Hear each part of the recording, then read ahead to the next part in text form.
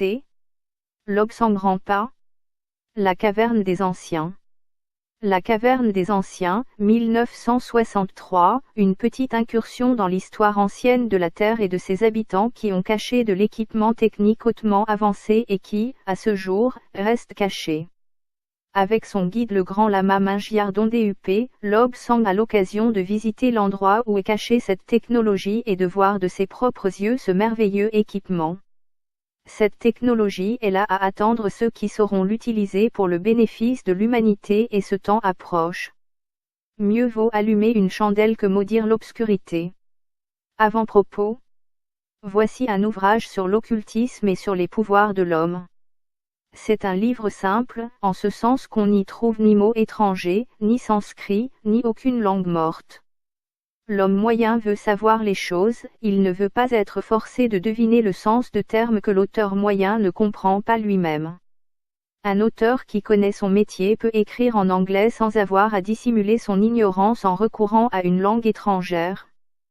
Trop de gens se perdent dans le blablabla. Les lois de la vie sont vraiment simples, il est inutile de les travestir sous des cultes mystiques ou de pseudo-religions. Et il est également inutile de se targuer de révélations divines.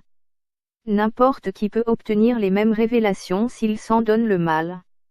Aucune religion n'est seule à détenir les clés du paradis, et aucun homme ne sera damné éternellement pour être entré dans une église avec son chapeau sur la tête, au lieu d'enlever ses chaussures.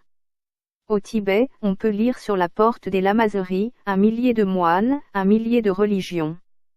Croyez ce que vous voudrez, du moment que votre religion vous prescrit d'agir envers autrui comme vous voudriez qu'on agisse envers vous, vous passerez quand viendra l'appel final. À en croire certains, la science intérieure ne peut s'acquérir que si on professe tel ou tel culte et, qu'en outre, on participe généreusement aux frais de ce culte. Les lois de la vie disent, cherchez et vous trouverez. Ce livre est le fruit d'une longue existence, d'un entraînement subi dans les plus grandes lamaseries du Tibet et des pouvoirs acquis grâce à une stricte obéissance aux lois.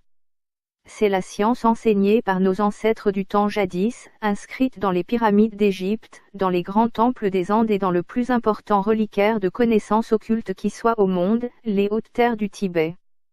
T. Lobsang Rampa.